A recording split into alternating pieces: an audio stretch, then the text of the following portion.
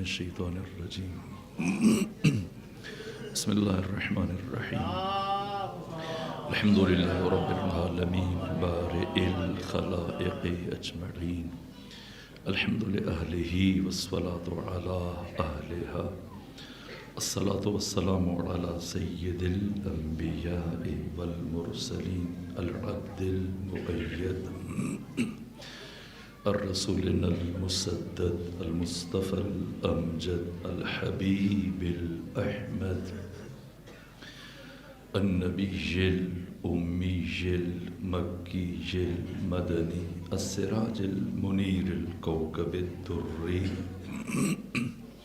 صاحب الوقار والسكينة المدفون بأرض مدينة سيدنا ونبينا وشفيع ذنوبنا وطبيب قلوبنا وحبيب نفوسنا ومولانا أبي القاسم محمد المصطفى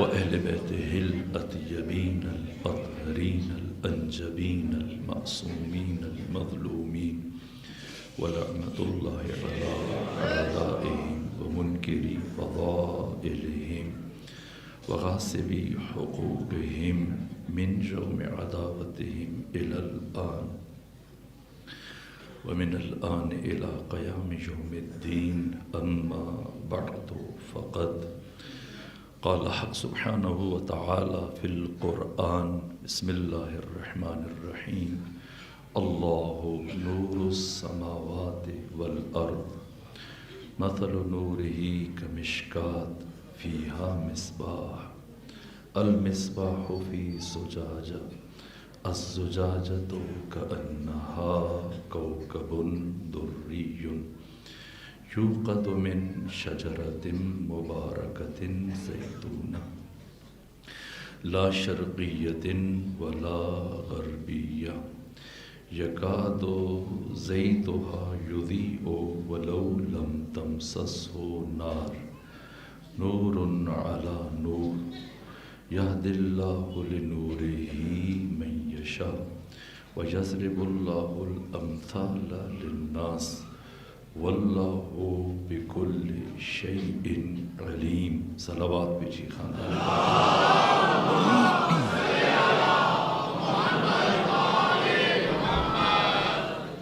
جس سلسلہ فکر کا آغاز ہوا وہ اپنے تیسرے مرحلے میں داخل ہوا اللہ نور السماوات والارض ذات اقدس الہ خدائے سبحان پروردگار عقل بشر سے ماورا ہے ذہن بشر سے ماورا ہے انسان اللہ کی معرفت سے عاجز ہے ناتوان ہے کوئی بھی انسان کن ہے ذات الہیہ اور حق تعالیٰ کی معرفت یہ بشر کے لیے مقدور نہیں ہے اللہ کے عارف ذات خدا کے عارف محمد و آل محمد علیہ السلام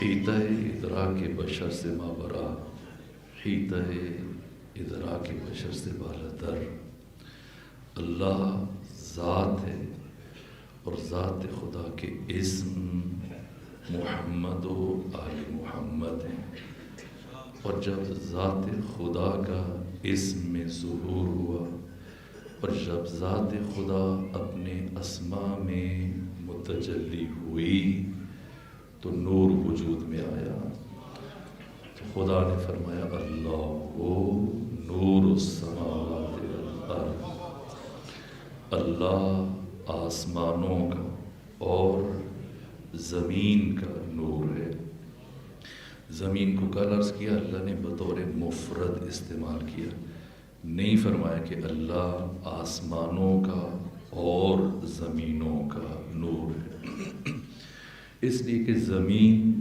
سے مراد یعنی عالم ملک یعنی عالم مادہ یعنی دنیا، یعنی عالم ہست و بود، عالم آب و گل، یہ بزم گیتی اور یہ کائنات، یہ عالم ناسود، یہ اور اسی نسبت سے اسے دنیا کہا جاتا ہے۔ سو یہ عرض پروردگار عالم ناسود کو عرض کہہ رہا ہے۔ ناسود کے بعد پھر عالم ملکوت، عالم ملکوت میں ملکوت اسفل ہے اور ملکوت اعلیٰ ہے۔ ملکوت اسفل کا آغاز عالم مثال سے ہے۔ ممکن ہوا تو کل یا پرسوں میں اس حوالے سے عرض کروں کہ عالم مثال سے کیا مراد ہے۔ ملکوت اسفل، ملکوت اعلیٰ کا نقطہ آغاز عالم مثال ہے۔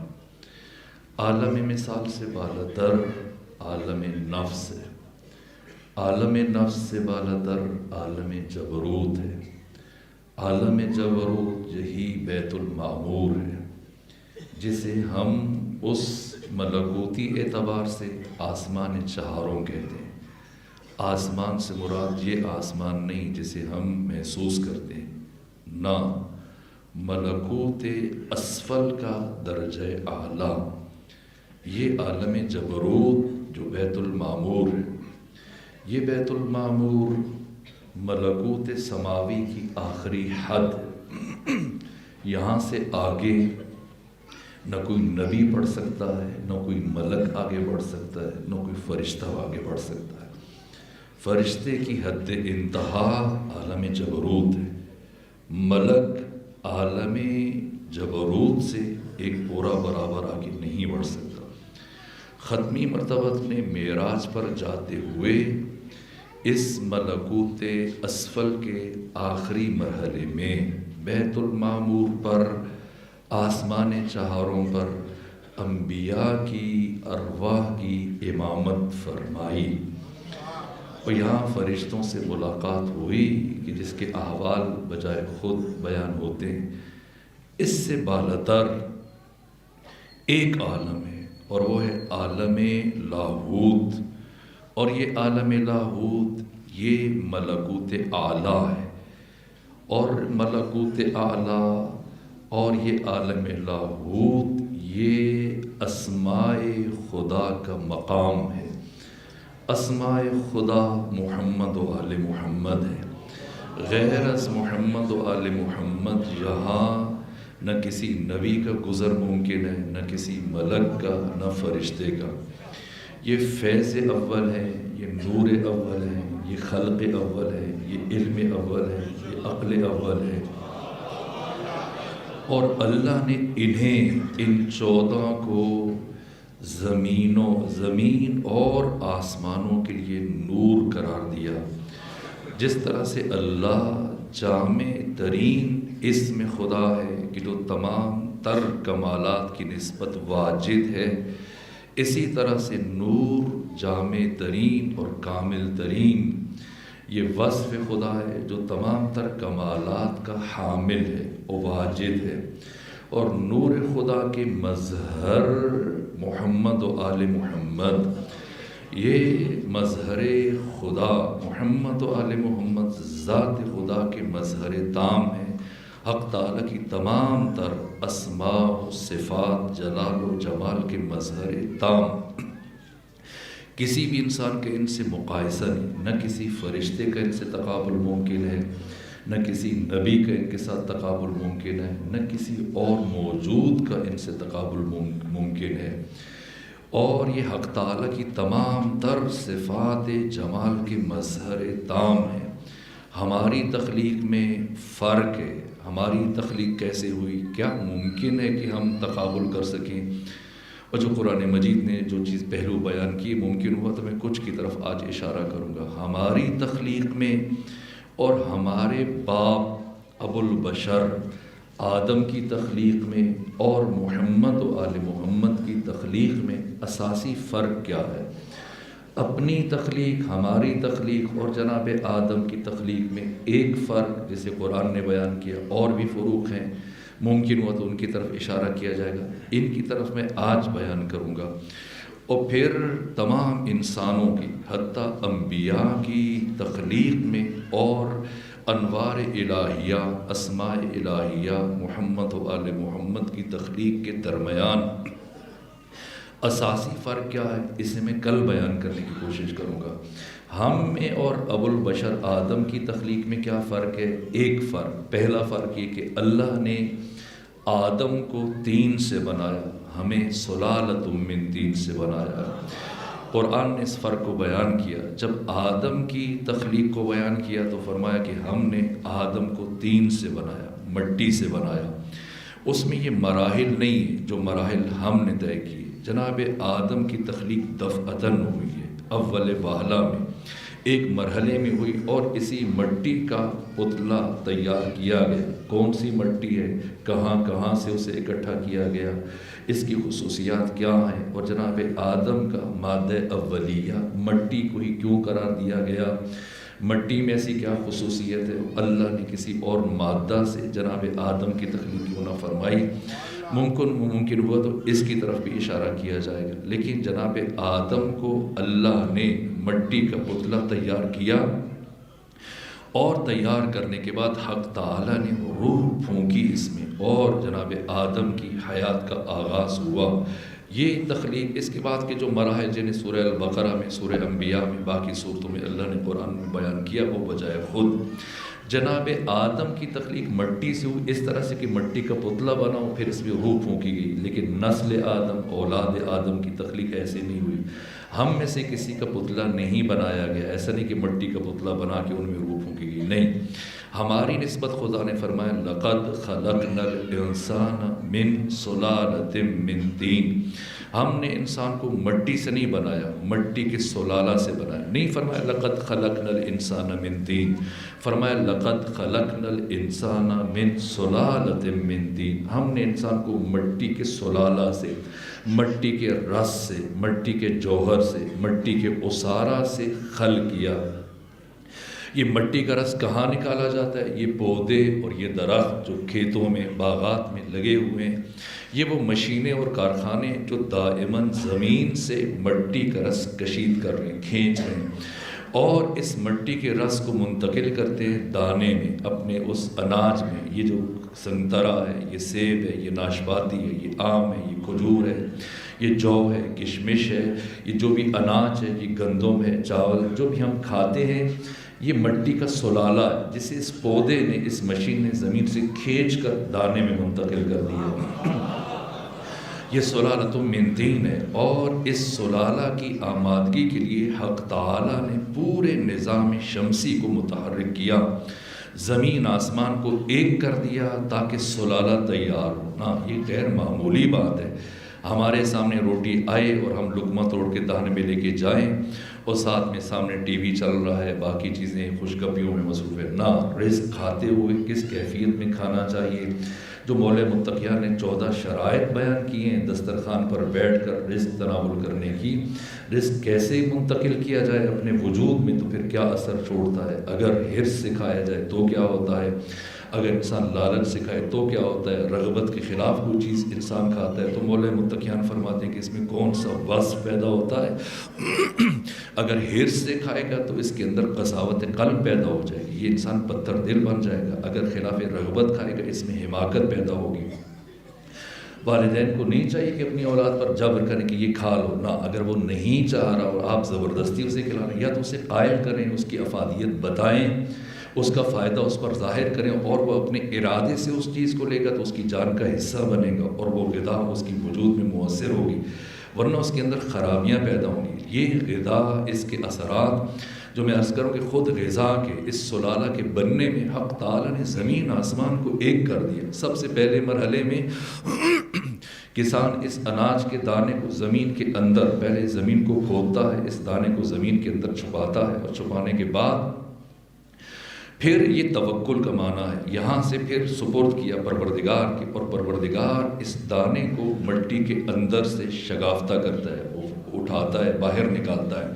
یہ کونپل جو زمین کے سینے کو چیر کے باہر آ رہی ہے، اتنی نرم ہے، اتنی نازک ہے کہ اگر پانی کی تیز دھار اسے لگے تو ختم ہو جائے، لیکن اتنی مضبوط ہے کہ زمین کے سینے کو چیر کے باہر آ رہی ہے۔ وہ کون سی ذات ہے؟ وہ وہی ذات اقدس الہ خدا سبحان ہے کہ جس نے اس کونپل کو زمین کے سینے کو چیر کے باہر نکالا ہو۔ پھر یہ کونپل پنپنا شروع ہوئی، بڑھنا شروع ہوئی، ہم نے پانی سے سینچنا شروع کیا، ہوا سے، پھر اس کے اوپر اناج اگنا شروع ہوا، اور رفتہ رفتہ پھر اس میں ہوا کے ذریعے سے بالیدگی پیدا ہوئی، پھر سورج کی روشنی نے اس اناج کو پکایا، چاند کی چاندنی نے اس اناج میں مٹھاس بھری، اور پھر یہ اناج تیار ہو گیا۔ فرض کریں یہی گندم ہے، یہ گندم ان مراحل کو طے کرتے ہوئے جب یہ اناج پک جاتا ہے تو ایسا نہیں کہ ابھی ہم یہ گندم پھانکنا شروع کر دیں یا چمچ سے گندم کھانا شروع کر دیں، نہیں، اب اس کو پیسا جائے گا، اس کا آٹا بنایا جائے گا۔ صاحب تفسیر کبیر امام فخر الدین رازی نے تفسیر کبیر میں ان مراحل کو بڑی عمدگی سے بیان کیا، میں اشارتاً آگے بڑھ رہا ہوں۔ اور پھر ان کو ایسا نہیں کہ انسان اب اگر ان کو پیس لے تو اب آٹا پھانکنا شروع کر دے، نہیں، اس آٹے کو گوندا جائے گا، خمیر کیا جائے گا، اور جب آٹا خمیر ہو جائے تو ایسا نہیں کہ اب اس کی گولیاں بنا کے ہم کھانا شروع کر دیں، نہیں، اب آگ کو روشن کیا جائے گا، تندور جلایا جائے گا، توا رکھا جائے گا، اور پھر کوئی اس آٹے کو گوندنے کے بعد اس کی روٹی تیار کرے گا، اور جب روٹی پک جائے گی اور انسان کے سامنے دسترخوان پہ آئے تو اس کو غفلت سے نہیں کھانا چاہیے۔ یہ مولا متقیان فرما رہے ہیں، جب یہ روٹی، یہ نان دسترخوان پر انسان کے سامنے آئے تو لقمے کو اٹھاتے ہوئے اتنا ذہن میں رکھے کہ پروردگار بشر کو یہ سمجھا رہا ہے کہ تمہارے لیے ایک لقمہ نان تیار کرنے کے لیے میں نے پورے نظام شمسی کو متحرک کر دیا۔ اب اسے کھانے سے پہلے اتنا خیال رکھ لینا، صرف اتنا دیکھ لینا، کم سے کم اتنا حیا کرنا، اتنا خیال رکھنا کہ یہ لقمہ حلال کا ہے یا لقمہ حرام کا ہے۔ لوگ ثانوی چیزوں کو اہمیت دینا شروع ہو جاتے ہیں کہ ایسے کھانا چاہیے، ایسے نہیں کھانا چاہیے۔ بات آئی تو میں ایک جملہ عرض کروں، بہلول عاقل، بہلول عارف، بہلول کے جو صاحب اسرار صحابی ہیں حضرت امام موسیٰ کاظم کے، جنہوں نے اپنے زمانے کے طاغوت کو رسوا کر دیا، یعنی انسان حیران ہو جاتا ہے کہ یہ جو چچا زاد بھائی ہے ہارون الرشید، کس طرح سے بہلول عارف نے ہارون کو رسوا کیا، شرمندہ کیا۔ بہت ساری حکایات ہیں، ایک میں اشارتاً عرض کر کے آگے بڑھوں۔ کبھی کبھی دیکھیں مولا متقیان فرماتے کہ انسان کی قیمت کیا ہے، اور ہم انسان جب گرتا ہے تو ان ظاہری چیزوں میں اپنی قیمت تلاش کرنا شروع کر دیتا ہے، دولت میں، ذرائع میں، لباس سے، اپنی سواری سے، اپنی پوشاک سے، اپنی دولت سے، اپنے عہدے سے، اپنے منصب سے، اپنی وزارت سے، اپنی کرسی کے ذریعے سے اپنا قد ماپنا شروع کر دیتا ہے۔ یہ انسان غافل ہے، جس سے متعلق اللہ قرآن میں فرماتے ہیں وَلَا تَكُونُوا كَالَّذِينَ نَسُوا اللَّهَ فَقَدْ أَنسَاهُمْ أَنفُسَهُمْ، خبردار ان لوگوں کی طرح سے نہ ہو جانا کہ جنہوں نے اپنے رب کو بھلا دیا، کہ نتیجتاً ان کے رب نے انہیں ان کا اپنا آپ بھلا دیا۔ جو خدا فراموش ہوتا ہے جو خود فراموش ہوتا ہے وہ خدا فراموش بن جاتا ہے۔ خود فراموشی یہ انسان کی تباہی کے لیے پہلا زینہ ہے۔ یہ مرحلہ کہ انسان جب خود کو بھول جاتا ہے تو انہی چیزوں میں اپنے کو تلاش کرنا شروع کر دیتا ہے۔ اسی طرح سے ہارون الرشید ایک مرتبہ بہت قیمتی پوشاک اس نے تیار کروائی، اور پوشاک تیار کروانے کے بعد اس میں اس کو ہیروں سے، جواہرات سے، موتیوں سے مرصع کروایا، انتہائی قیمتی، اور کہا کہ اتنی قیمتی پوشاک کسی زندگی میں کسی بادشاہ نے بھی نہیں پہنی ہوگی، کسی سلطان نے بھی نہیں پہنی ہوگی۔ اور یہ حسین ترین پوشاک پہننے کے بعد اب بار بار ہارون الرشید آئینے کے سامنے جا کے کھڑا ہو جاتا ہے خود کو دیکھنے کے لیے، بار بار خود کو دیکھتا ہے، اور پھر وہ اپنے آپ کو اچھا لگ رہا ہے، بار بار پھر اٹھ کے جاتا ہے اور خود کو مزید آراستہ کرتا ہے۔ مولا متقیان فرماتے کہ جب کوئی انسان اپنے آپ کو پسند کرنے لگ جاتے تو بہت جلد دوسروں کی نگاہوں میں ناپسند ہو جاتا ہے۔ خود پسندی یہ انسان کو منہ کے بل گراتی ہے۔ تو بار بار اسی کیفیت میں ہارون الرشید آئینے کے سامنے جا کے کھڑا ہوتا ہے، دیکھتا ہے، خوش ہوتا ہے، مسکراتا ہے۔ اسی اثناء میں بہلول عارف صاحب اسرار صحابی بہلول عاقل داخل ہوئے اور کہا کہ اچھا ہوا تم آئے، ذرا بتاؤ۔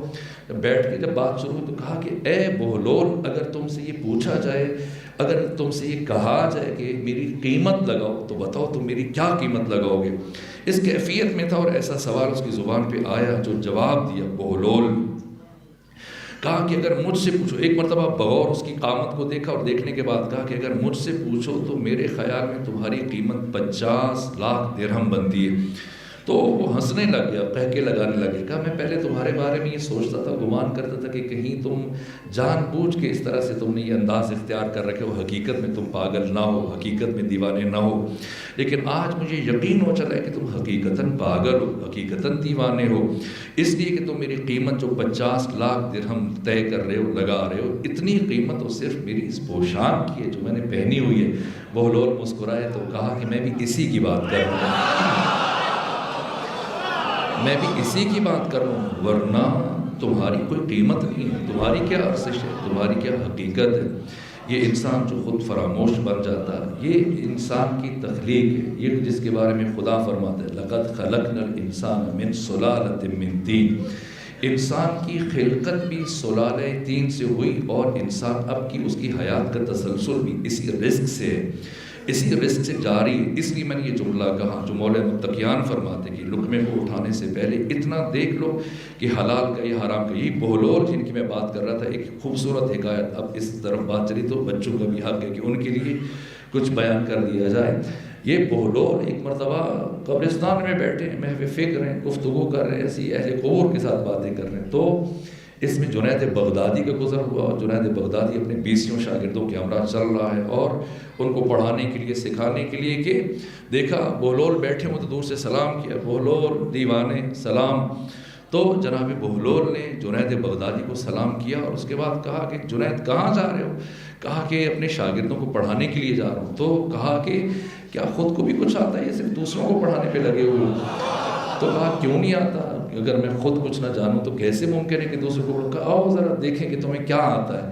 وہ آ گیا اور بادر ناخواستہ رکا جنید بہلول کے سامنے. تو بولے بہلول سے کہنے لگا کہ بتاؤ کیا بتاؤں؟ کہا کہ مجھے تم بس ایک بات بتا دو، کھانا کھانے کے آداب جو تم جانتے ہو میرے سامنے بیان کرو تو یقین ہو جائے کہ تمہیں کچھ آتا ہے اور تم انہیں پڑھانے کی صلاحیت رکھتے ہو اور تم ان کے لیے معلم بن سکتے ہو. تو کہا یہ بھی کوئی سوال ہے؟ کہ جو سوال ہے پوچھا ہے، بتاؤ کھانا کھانے کے آداب کیا ہیں؟ تو کہا کہ ہاتھ دھو کے کھانا چاہیے، اور پھر بسم اللہ پڑھ کے کھانا چاہیے. شروع میں جب کھانے سے پہلے ہاتھ دھوئیں تو انہیں خشک نہیں کرنا چاہیے، اور کھانے کے آخر میں جب دوبارہ ہاتھ دھوئیں تو انہیں خشک کر لینا چاہیے. پھر چوتھی بات ہے کہ چھوٹے چھوٹے لقمے اٹھانے چاہیے. جو پانچویں بات ہے کہ انہیں خوب چبا کے کھانا چاہیے، اور کھانا کھاتے ہوئے دوسروں کی طرف نہیں دیکھنا چاہیے، اور وہ کچھ کم ہو تو اس کو چھوڑ دینا چاہیے، دسترخوان سے اٹھ جانا چاہیے. اس طرح کے چند آداب بتائے. تو کہا اور بتاؤ؟ کہ بس یہی کا تعجب ہے، تمہیں تو کھانا کھانے کے آداب نہیں پتا اور تم ان کو پڑھانے کے لیے چلے ہو. کہ کیوں، کون سا ادب ہے جسے میں نے بیان نہیں کیا؟ تو کہا بہلول نے کہا جنید جتنی باتیں تم نے بیان کی یہ ذیلی باتیں، ضمنی باتیں، فرعی باتیں. تم نے کھانے کے اصلی ادب کو نظر انداز کر دیا، کھانے کے اصلی ادب کو فراموش کر دیا.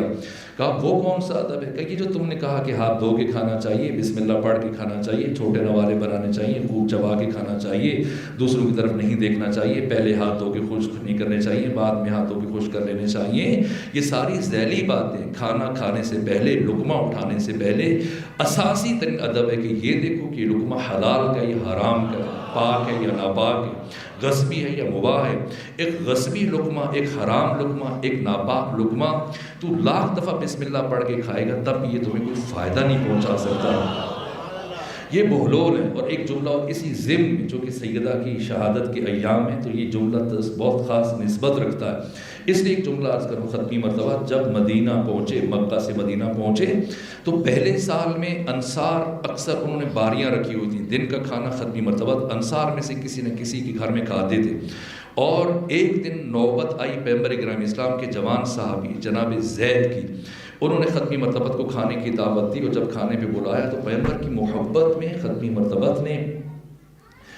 مرتبت کی محبت میں جناب زید جو آپ کے صحابی تھے، وہ اپنی ایک گوسفند تھی ان کے پاس، اس گوسفند کو ذبح کیا، ذبح کروایا، اور ذبح کروانے کے بعد اسے انگاروں پہ، جیسے آپ روسٹ کرتے ہیں گوشت کو اپنے لیے، باربیکیو کرتے ہیں، تو انہوں نے پیغمبر کے لیے یہ اہتمام کیا، انگاروں پہ اس کو بھنا تیار کیا. اور پھر پیغمبر گرامی اسلام مولا متقیان اور چند اور عزیزوں کے ہمراہ پہنچے جناب زید کے گھر میں.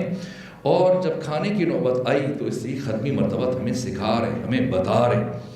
اب پوچھا کہ زید یہ بتاؤ کہ اسے ذبح کس نے کیا ہے، اس جانور کو؟ تو زید ایک دم پریشان ہو گئے، کہنے لگے یا رسول اللہ اگرچہ کہ میں جانتا ہوں کہ جانور کو کیسے ذبح کیا جاتا ہے، لیکن چونکہ میں رقیق القلب ہوں، نرم دل ہوں، مجھے ہمت نہیں پڑتی، اس لیے میں نے خود ذبح نہیں کیا اور اپنے ایک ہمسائے سے اسے ذبح کروایا۔ اب پیغمبر نے دوسرا سوال پوچھا، کہا بتاؤ کیا تمہارا ہمسایہ مسلمان ہے؟ کہا نہیں، مسلمان نہیں، اہل کتاب ہے، یہودی ہے۔ پیغمبر نے یہ سنا تو سورہ بارکہ انعام کی آیت پڑھتے اٹھ کے کھڑے ہو گئے کہ نہ، اللہ نے مسلمان پر غیر مسلم کی ذبیحہ کو حرام قرار دیا۔ اب جو بات عرض کرنا چاہتا ہوں کہ دسترخوان صحابی کا ہے، بنانے والا صحابی ہے۔ پیغمبر نے یہ نہیں پوچھا کہ کس کا اٹھا کے لے آؤ، یہ کس کا ہے، نہ پوچھا کس نے ذبح کیا ہے، یہ پیغمبر بتا رہے ہیں، اس لیے کہ میرا صحابی کبھی بھی غاصب نہیں ہو سکتا۔ جو غاصب ہوتا ہے وہ صحابی نہیں ہوتا،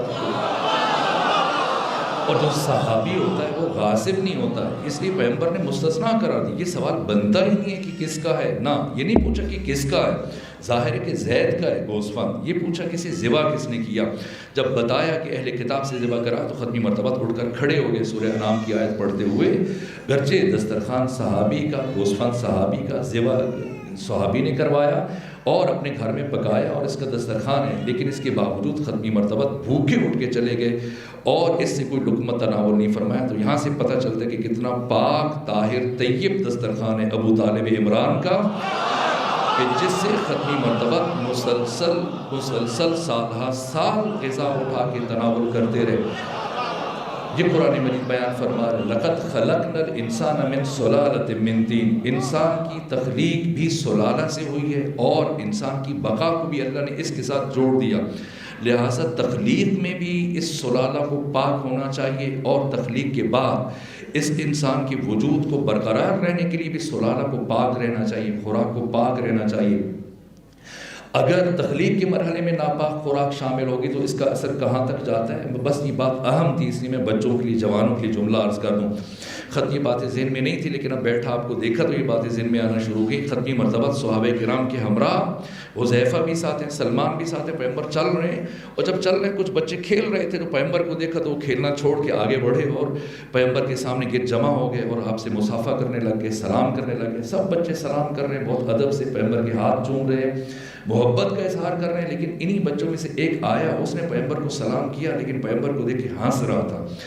اور جب ختمی مرتبہ نے ان بچوں کو رخصت کیا، آگے بڑھے تو سلمان اور حذیفہ جو صاحب اسرار صحابی ہیں ختمی مرتبہ کے، تو ختمی مرتبہ نے فرمایا کہ اگر اس بچے کی تخلیق میں حرام کی شمولیت نہ ہوتی تو یہ میرے ساتھ یہ انداز اختیار نہ کرتا۔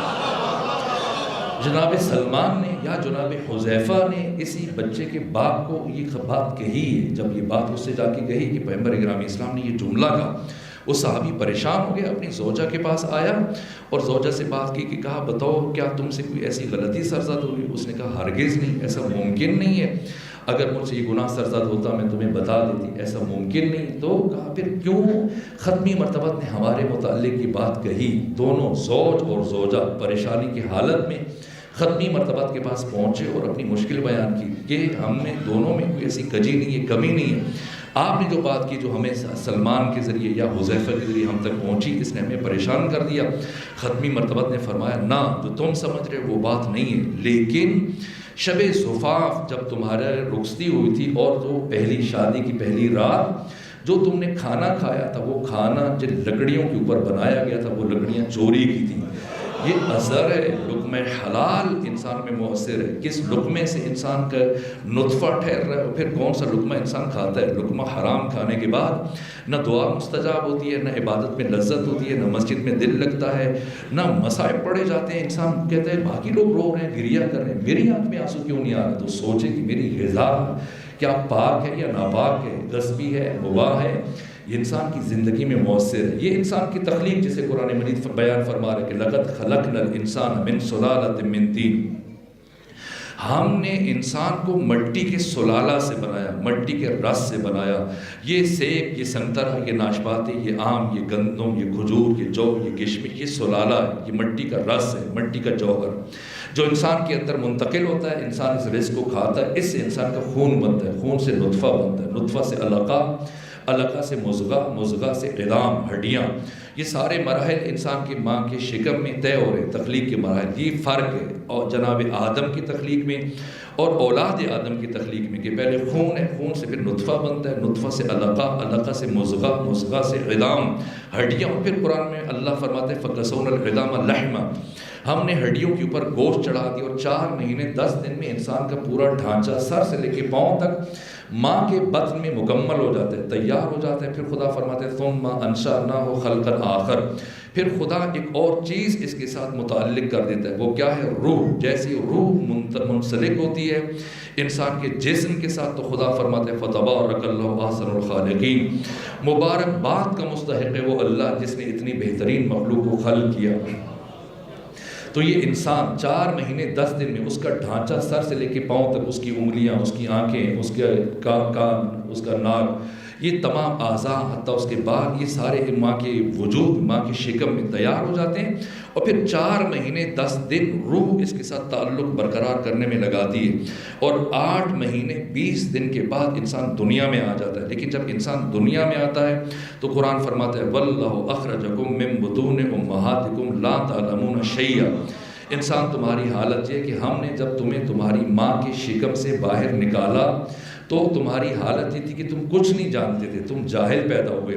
پھر انسان نے سیکھنا شروع کیا، آغاز انسان کا جہالت ہے، اور پھر قرآن مجید فرماتا ہے کہ انسان کا انجام بھی جہالت ہے، کہ ہم نے انسان کو ارذل العمر کی طرف، بڑھاپے کی طرف لوٹا دیا، کہ اب ہر چیز بھول رہا ہے، جو سیکھا تھا وہ گنوا رہا ہے۔ تو انسان کا آغاز بھی جہالت ہے، انجام بھی جہالت ہے، اور ان 2 جہالتوں کے درمیان جو انسان علم حاصل کرتا ہے اس علم کی مقدار کیا؟ یہ قرآن مجید فرما رہا ہے کہ لَوِ اجْتَمَعَتِ الْإِنسُ وَالْجِنُّ، اگر انسان اور جن یہ سارے شامل ہو جائیں، اکٹھے بن جائیں، ایک دوسرے کے پشت پناہ بن جائیں، ایک دوسرے کے مددگار بن جائیں، اور سارے انسانوں کا علم اگر اکٹھا کر لیا جائے، تو اللہ قرآن میں فرماتا ہے تو وَمَا أُوتِيتُم مِّنَ الْعِلْمِ إِلَّا قَلِيلًا، من تبعیض کے لیے آتا ہے، عالم دین تشریف فرمائے، محقق ہیں، لفظ شناس شخصیت ہیں، نکتہ دان ہے، نکتہ سنج ہے، وَمَا أُوتِيتُم مِّنَ الْعِلْمِ إِلَّا قَلِيلًا، کہ ہم نے تھوڑے میں سے تھوڑا، من تبعیض کے لیے، پھر قلیلا، بہت قلیل علم دیا انسانوں کو۔ یہ علم جو تمام تر انسانوں کی ذہن کی معلومات کا مجموعہ ہے، اگر جنوں کو بھی شامل کریں، انسانوں کو بھی شامل کریں، اولین و آخرین کے تمام انسانوں کا علم جو 2 جہالتوں کے درمیان ہے، اس کی مقدار اللہ قرآن میں بیان فرما رہے کہ وَمَا أُوتِيتُم مِّنَ الْعِلْمِ إِلَّا قَلِيلًا، کہ ہم نے انسان کو تھوڑے میں سے تھوڑا علم عطا کیا۔ یہ ہم ہیں، یہ ہماری بساط ہے، یہ ہماری اوقات ہے، یہ ہماری حدود ہیں، یہ ہمارا علم ہے، اور وہ محمد و آل محمد ہے۔ ان میں سے سب سے پہلے اگر ذکر کروں وجود مبارک علی علیہ السلام، انسانوں کو خطاب کرتے ہوئے فرماتے ہیں بل اندمجت علی مکنون علم لوگوت لاضطربتم اضطراب العرشیۃ فی طویل بعیدا، میں علی اگر انسانوں پر اپنے علم کو ظاہر کر دوں اور اپنے علم کی ایک جھلک کو ظاہر کر دوں، تو کائنات کے تمام انسان اس طرح سے کپکپانے لگ جائیں، اس طرح سے تھرتھرانے لگ جائیں، جس طرح سے انتہائی گہرے کنویں میں ڈول کی رسی کپکپاتی اور ڈول کی رسی تھرتھراتی ہے۔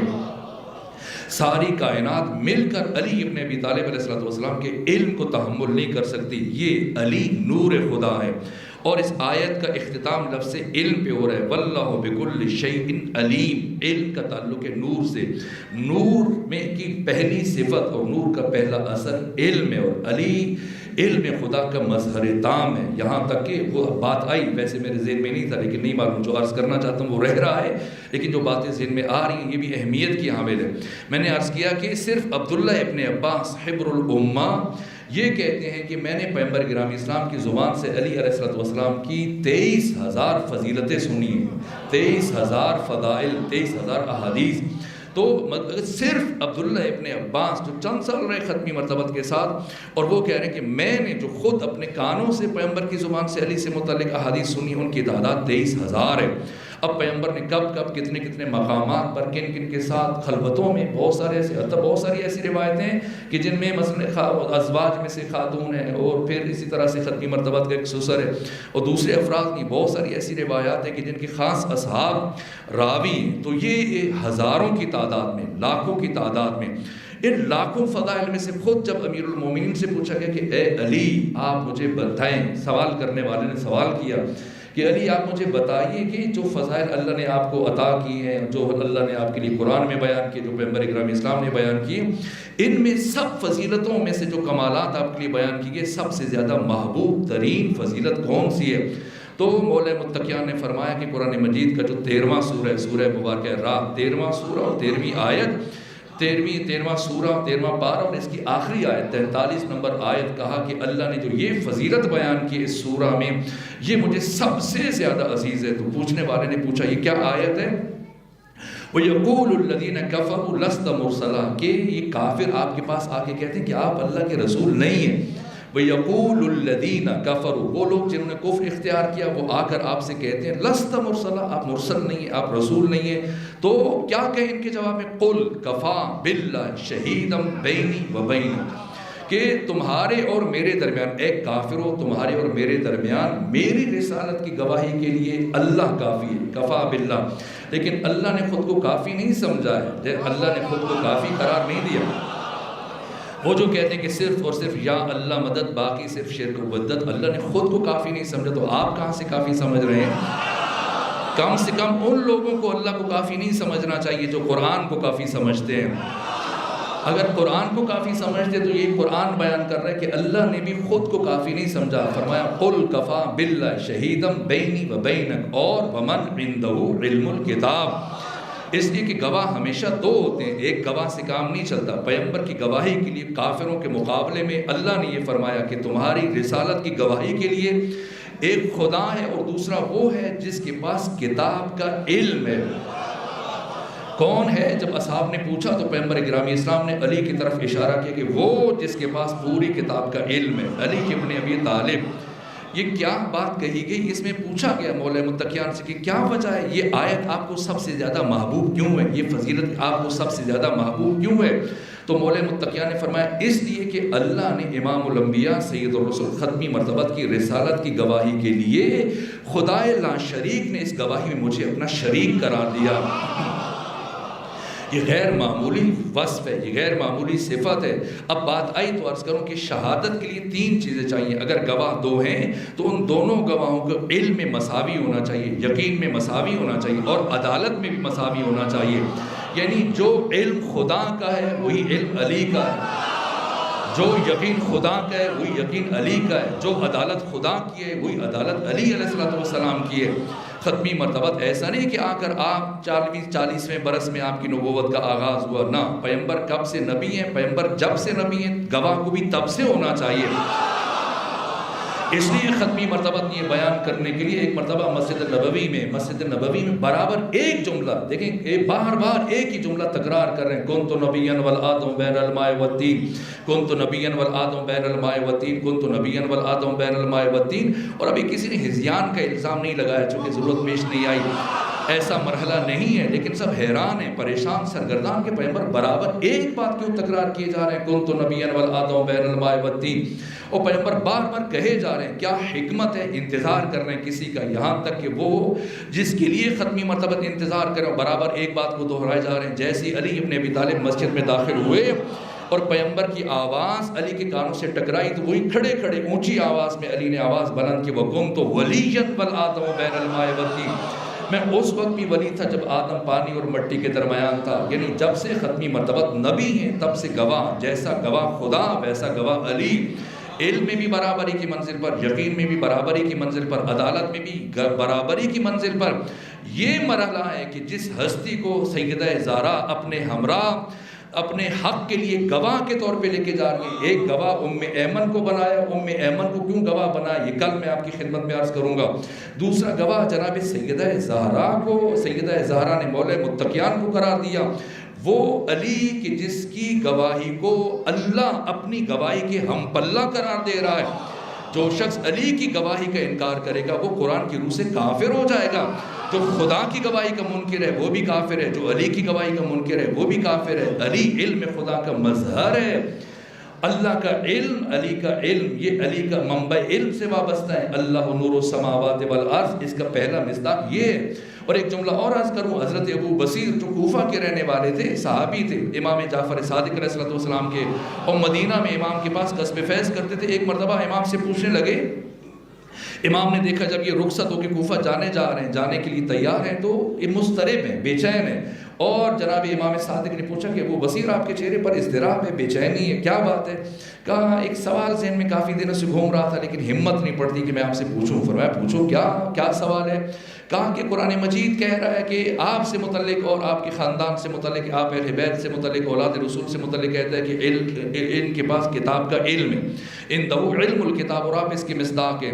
اور جب جناب سلیمان نے کہا کہ کون ہے جو مجھے تخت بلقیس لا کے دے، تو قال عفریت من الجن، جنوں میں سے ایک نے کہا کہ آپ کی محفل برخاست ہونے سے پہلے میں تخت بلقیس تک پہنچا دوں گا۔ تو جناب سلیمان نے کہا مجھے اس سے جلدی چاہیے، اس سے پہلے چاہیے۔ تو پھر وہاں پہ آصف ابن برقیہ موجود تھے جن کے متعلق قرآن کہہ رہا ہے کہ اندہ علم من الکتاب، عرض کیا من تبعیض کے لیے آتا ہے، بعض کے لیے آتا ہے، جن کے پاس کتاب کا تھوڑا سا علم تھا۔ تو جس کے پاس تھوڑا سا علم تھا اس نے چشم زدن میں تخت بلقیس کو اتنے 1000 کلومیٹر کے فاصلے سے پہنچا دیا۔ تو آپ کے جن سے متعلق اللہ قرآن میں فرما رہا ہے کہ جن کے پاس پوری کتاب کا علم ہے، یہ سنا امام نے دفعتاً ایک ہی جملے میں کہا، یہ جملہ ارشاد فرمایا کہ کن فی الکوفہ، کہاں ہے ابو بصیر؟ مدینے میں۔ اور امام صادق نے فرمایا کن فی الکوفہ، مدینے سے کوفے کا سفر دیکھیے گا کتنے 1000 کلومیٹر بنتا ہے۔ اور راوی کہتا ہے، ابو بصیر کہتے ہیں کہ میں نے کاف مدینے میں سنا اور نون میں نے جا کے کوفے میں سنا ہے۔ یہ 14 کے 14 علم خدا کے مظہر ہیں، یہ 14 کے 14 نور خدا کے مظہر ہیں، یہ 14 نور السماوات والارض ہیں۔ اس عالم ناسوت میں اگر نور ہے ان 14 کے ذریعے سے ہے، اگر عالم جبروت میں نور ہے ان 14 کے ذریعے سے، عالم لاہوت نورانی ہے ان 14 کے نور سے، نور السماوات والارض۔ لیکن ان 14 میں سے جب اللہ نے اپنے نور کی مثال دینا چاہی تو کیا کہا؟ مثل نورہ کمشکات، اللہ کے نور کی مثال مشکات کی مانند ہے، اللہ کے نور کی مثال فاطمہ کی مانند ہے۔ اس لیے فاطمہ کا جو لقب ہے آپ کے دیگر القابات میں سے زہرا کا مطلب کیا ہے؟ جا کے لغت میں آپ دیکھ لیجئے گا، زہرا کے جس کے وجود سے اللہ نے تمام آسمانوں کو اور زمین کو منور کیا ہے، جس کے وجود سے روشن ہے۔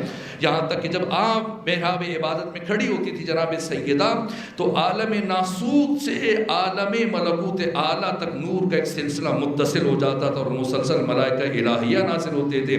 یہ زہرا کا یہ سیدہ زہرا سلام اللہ علیہ کا نور، اللہ نور السماوات والارض مثل نورہ کمشکات، اور فیہ مصباح، یہ عجیب بات ہے، یعنی مصباح کے ساتھ، اس لیے میں دوسری مرتبہ عرض کر رہا ہوں، مصباح کے ساتھ نور خدا کی مثال نہیں دی گئی ہے۔ مصباح کیا ہے؟ آج میں اس کے بارے میں عرض کرنا چاہ رہا تھا لیکن شرمندہ ہوں، وقت زیادہ گزر گیا، تو اس بات کو میں نہیں چھوڑوں گا، یہ اہم ترین پہلو ہے، اسے کل آغاز کلام میں شروع کر دوں گا۔ اللہ کے نور کی مثال مشکات سی ہے، فیہا مصباح، جس میں چراغ ہے، یعنی اللہ نے چراغ نبوت کو، چراغ رسالت کو اس مشکات میں رکھا ہے، المشکات فی زجاجہ، اور یہ مشکات زجاجہ میں، اور زجاجہ کیا ہے؟ کانہا کوکب دری، جیسے کوکب دری ہے۔ اس کوکب دری کا وصف کیا ہے؟ یوقاتو، یہ کوکب دری یوقاتو من شجرۃ مبارکہ، یہ کوکب دری روشن ہے، یوقدو فعل مجہول استعمال ہو رہا ہے، یضرب وہ مارتا ہے یا مارے گا، یضرب اسے مارا جاتا ہے، یقتل وہ قتل کرتا ہے، یقتل اسے قتل کیا جاتا ہے، ینصر وہ مدد کرتا ہے، ینصر اس کی مدد کی جاتی ہے، فعل مجہول جس کا فاعل معلوم نہ ہو۔ تو یہ زجاجہ اس سے متعلق کانہا کوکب دری، یہ زجاجہ کوکب دری کی مانند ہے، یوقدو جسے روشن کیا گیا، کس سے روشن کیا گیا؟ من شجرۃ مبارکۃ زیتونہ، اسے شجرہ مبارکہ زیتونہ سے روشن کیا گیا۔ شجرہ مبارکہ زیتونہ کون ہے؟ حقیقت محمدی۔ عجیب سنخیت ہے، یہ قرآن مجید کا حسن ہے، یہ قرآن مجید کا جمال ہے۔ یہاں پر سورہ نور میں، آیت نور میں پروردگار فرما رہا ہے کہ یوقد من شجرۃ مبارکہ، اور سورہ شمس میں پروردگار نے فرمایا کہ والشمس وضحاها والقمر اذا تلاها عجیب سنخیت ہے. یعنی سورہ مبارکہ شمس کے مضامین کو اگر ممکن ہو تو میں کل اس طرف اشارہ کر دوں گا. ابھی میں نے گھڑی کو دیکھا تو وقت ختم ہو چکا, شرمندوں کے کچھ بھی مطالب بیان نہیں ہوئے, لیکن کل شاید ہم کچھ دیر زیادہ اگر آپ اجازت دیں گے تو ہم گفتگو کو 1 گھنٹہ بہرحال کم ہے اور اس کی گفتگو ادھوری رہ جائے گی, اس کا ابتدائی مرحلہ بھی شاید ہم طے نہ کر سکیں. اس لیے آپ کی اجازت سے ہم کل اور پرسوں کی گفتگو میں نسبتاً زیادہ دیر ان مطالب کو بیان کریں گے تاکہ کم سے کم ابتدائی حد تک کچھ نتائج حاصل کرنے میں کامیاب ہو جائیں. تو والشمس وضحاها, وہ بہت حقیقت کو, اور کل شاید یہ ناگزیر ہے عرض کروں گا آپ کی خدمت میں, آپ حدیث قصہ پڑھتے ہیں لیکن آیات قصہ یہ سورہ مبارکہ شمس یہ آیات قصہ ہیں. اور جس طرح سے سورہ نور میں اللہ نے جناب سیدہ کا تعارف کروایا, اسی طرح سے سورہ مبارکہ شمس میں اللہ نے جناب سیدہ کا تعارف کرایا. اسی طرح سے پیغمبر اسلام کا جیسے سورہ نور آیت نور میں تعارف ہے, اسی طرح سورہ شمس میں تعارف ہے. جس طرح مولے متقیان کا عجیب سنخیت ہے اور ہر آیت دوسری آیت کے لیے مفسر ہے. جس طرح سے حبر الامہ نے کہا کہ القرآن یفسر بعضہ بعضا, قرآن کا بعض حصہ بعض دوسرے حصے کی تفسیر بیان کرتا ہے. والشمس وضحاها والقمر اذا تلاها والنهار اذا جلاها والليل اذا يغشاها والسماء وما بناها والارض وما طحاها ونفس وما سواها فالهمها فجورها وتقواها قد افلح من زکاها وقد خاب من دساها. اور اس کے بعد ان 14 سے متعلق گفتگو کرنے کے بعد کل جہاں پہ میں نے بات روکی تھی, یہ دیکھیں کیا تسلسل ہے. واقعاً انسان کھو جاتا ہے حسن قرآن میں, قرآن کی زیبائی میں, قرآن کی جمالیات میں یوں مستغرق ہو جاتا ہے. اس کے بعد اللہ ان 14 کا ذکر کرنے کے بعد وہی جس طرح میں نے کل سورہ مبارکہ قلم کی آیت آپ کے سامنے بیان کی کہ فلا تطع المکذبین ولا تطع کل حلاف مہین حماز مشاء بنمیم مناع للخیر معتد اثیم عتل بعد ذلک زنیم, کہ ایک فرد کے لیے جو دشمن سیدہ ہے اس کے لیے اللہ 10 لفظ استعمال کر رہا ہے کہ اس کی حقیقت کیا ہے. یہ پر اللہ نے خلاصہ کر دیا. اتنا گستاخ فرد کہ جو سیدہ کے مقابلے میں آ جائے اس کی حقیقت کو اللہ قرآن میں بیان کر رہا ہے. جیسے وہاں بیان کی, اسی طرح سورہ شمس میں, سورہ شمس کا محور ذات فاطمہ زہرا ہے, ذات سیدہ زہرا جناب صدیقہ کبریٰ. کچھ پہلو اس کے میں کل آپ کی خدمت میں عرض کروں گا, لیکن ان کے تعارف کے بعد پھر اللہ فرماتے کذبت ثمود بطغواہا. پھر وہی جو تکذیب فلا تطع المکذبین سے آیت شروع ہو رہی ہے, یہاں پر بھی سورہ قلم کی آیت جو 10 صفتیں ہیں, 10 صفتوں میں سے پہلا وصف فلا تطع المکذبین. کذاب نہیں کہا, نہ کاذب نہ کذاب. کاذب جو جھوٹ بولتا ہے, کذاب جو بہت زیادہ جھوٹ بولتا ہے. لیکن کذاب سے بھی بدتر کون ہے؟ جو مکذب ہے, جو تکذیب کرتا ہے.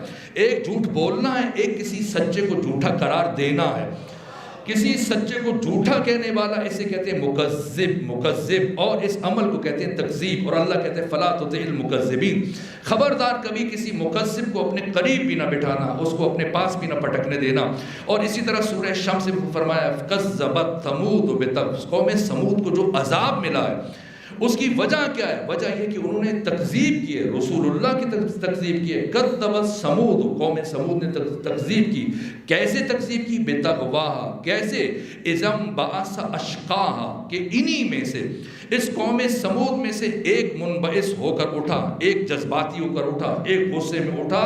کون؟ اشقاہا, جو ان میں سب سے زیادہ شقی تھا, سب سے زیادہ شقی تھا, سب سے زیادہ بدبخت اٹھا, جس کی وجہ سے پھر پوری قوم پر عذاب آیا. کیوں؟ پوری قوم سمود اس کی ایک کے عمل پر خاموش رہی ہے. اس لیے ہم یہاں پر جمع ہوئے کہ ہم گواہی دیں کہ ہم خاموش نہیں ہیں. ہم یہاں پر جمع ہو کر سیدہ زہرا کی صداقت کی گواہی دے رہے ہیں. ہم سیدہ زہرا کے دشمنوں سے, سیدہ زہرا کے قاتلوں سے بیزاری کا اظہار کرنے کے لیے یہاں پہ جمع ہو رہے ہیں.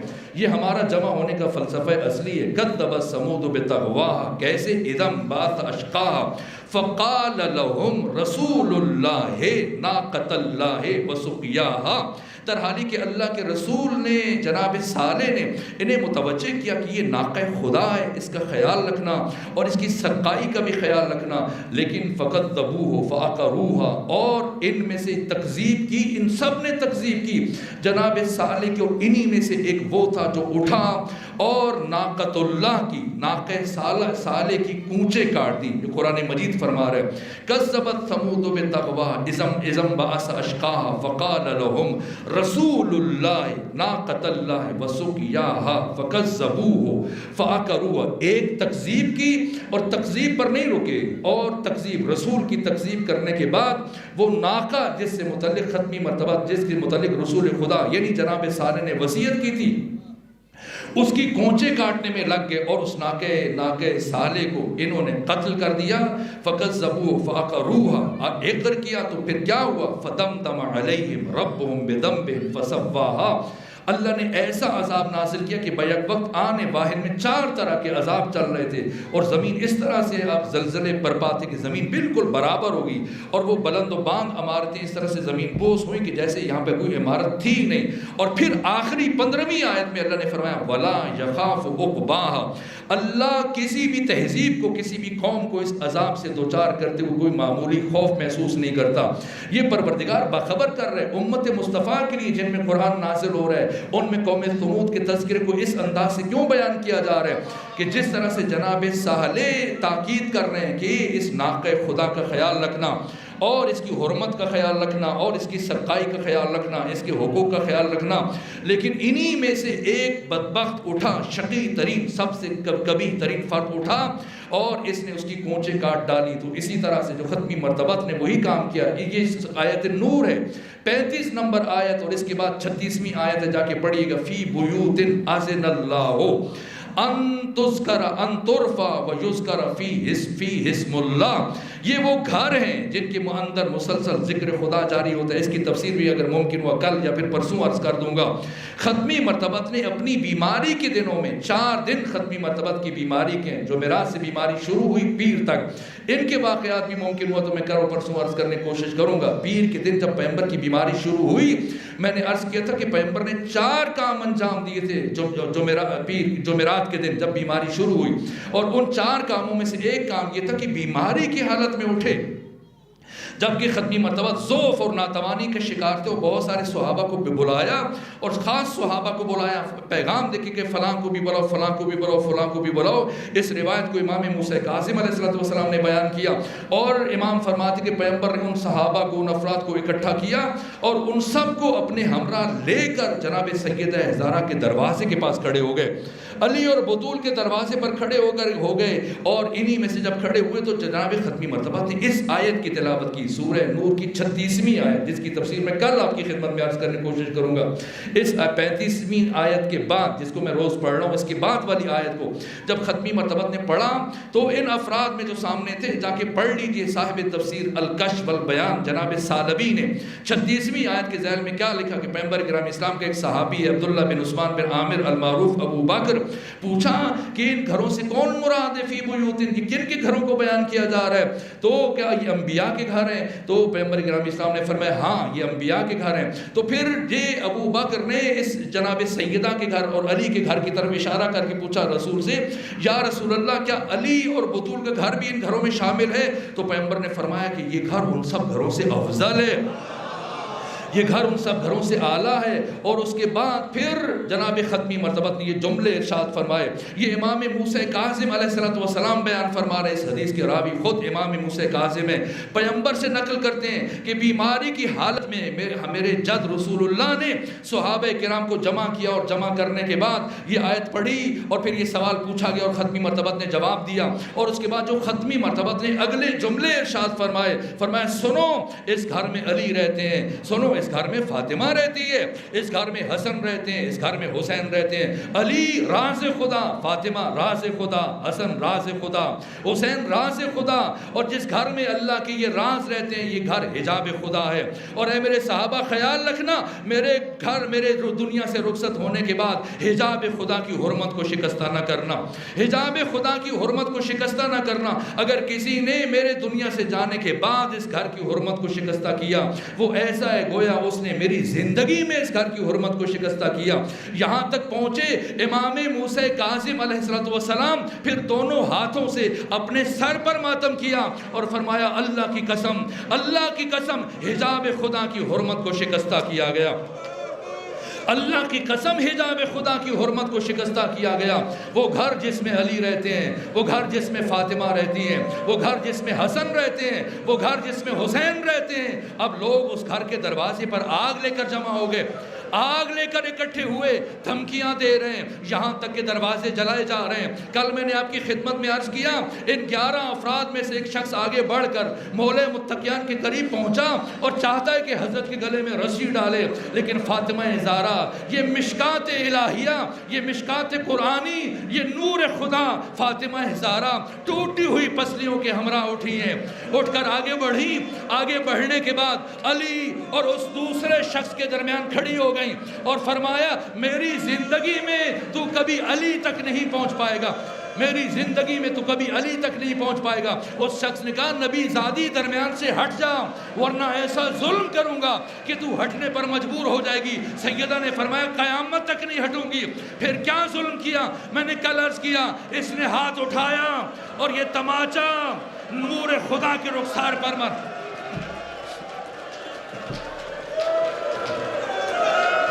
یہ تماچا سیدہ کے رخسار پر مارا، فاطمہ زہرا زمین پر گری، آپ کے داہنے کان کا بندہ ٹوٹا، اور اس کے بعد یہ گروہ، یہ افراد آگے بڑھے، اور آگے بڑھنے کے بعد وہ شخص جس کے ہاتھ میں رسی ہے، پتہ ہے آج فاتح خیبر علی تلوار نہیں اٹھائیں گے، آگے بڑھ کر علی کے گلے میں رسی ڈالی اور علی کو گھر سے دربار کی طرف لے کے گئے۔ اہل لاہور، دست ادب جوڑ کے پوچھتا ہوں آپ سے، بتاؤ کہ علی کو گھر سے دربار کیسے لے کر گئے؟ علی کو اپنے گھر سے دربار کیسے لے کر گئے؟ کیا علی کو اس طرح اپنے گھر سے دربار تک لے کے گئے جس طرح سے علی کی شیر دل بیٹی زینب بنت علی کو کربلا سے کوفہ سے شام، نہ علی کو اتنی بے ادبی سے لے کر گئے کہ فاطمہ زہرا اپنے پہلو کا درد بھول گئی۔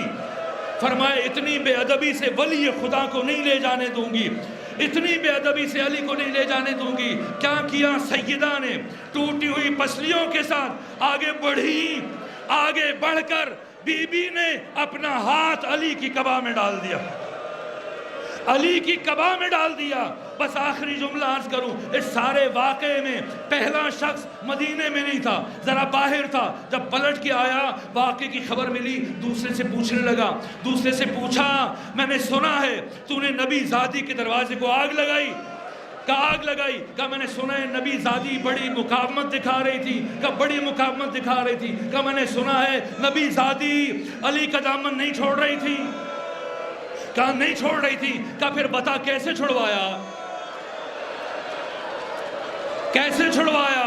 کہا ہم نے علی کے گلے میں رسی ڈالی، علی کو گھر سے مسجد کی طرف کھینچنا شروع کیا، نبی زادی نے اپنا ہاتھ علی کے دامن میں ڈال دیا۔ ہم نے سوچا خاتون ہے، زخمی ہے، کمزور ہے، اگر علی کو کھینچیں گے فاطمہ کا ہاتھ چھوٹ جائے گا، لیکن نبی زادی نے اتنی مضبوطی سے علی کی قبا کو تھام رکھا تھا کہ جیسے جیسے ہم علی کو کھینچ رہے تھے، نبی زادی علی کے ساتھ کھینچتی چلی جا رہی تھی، کھینچتی چلی جا رہی تھی۔ کہ پھر بتا کیسے چھڑوایا؟ کیسے چھڑوایا؟ کہ بس چھڑوا لیا۔ کہ مجھے بتا کیسے چھڑوایا؟ کہ میں نے سمجھا فاطمہ نے اتنی مضبوطی سے علی کے دامن کو تھاما ہے، قیامت تک نہیں چھوڑے گی۔ کہ میں سوچتا رہا، اور پھر میں نے دائیں بائیں دیکھا اور میرے قریب کنفس کھڑا تھا، میری نگاہ اس کے کمر بند میں پڑی، اس کی کمر بند میں تازیانہ تھا۔ میں آگے بڑھا، وہ تازیانہ نکالا اور فضا میں لہرانے کے بعد اس زور سے نبی زادی کے ہاتھ پر مارا۔